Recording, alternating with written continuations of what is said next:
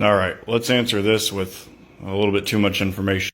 So you want only your friend to hear you and you to hear only your friend, so you don't want to use a repeater. Using a repeater is going to change you from having a mile range to a 100-mile range. So let's say you're in the UK, but you need to simplex someone 6 to 7 miles away. Well, let's go through this list and explain what you can do. First things first, what is simplex? Simplex is radio-to-radio communications. It's me pushing this radio and talking to that only.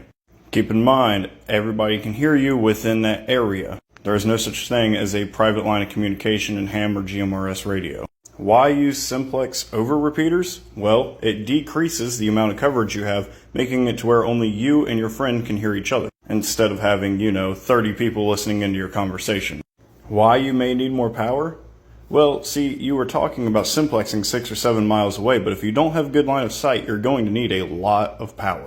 These handhelds are roughly 5 watts, and that's not going to cut it. You may need 100 watts to push through.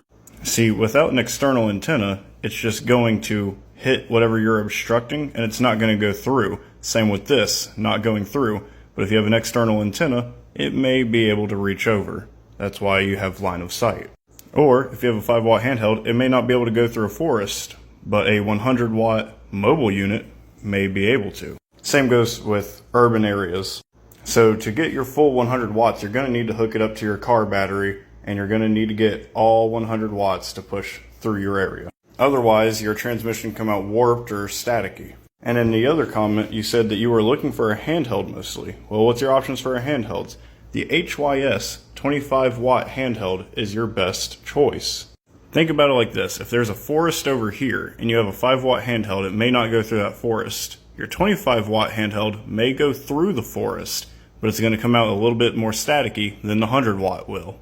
And remember, height is might. Get an external antenna. Putting it on the outside of your truck and using it as a ground plane may seriously help your distance.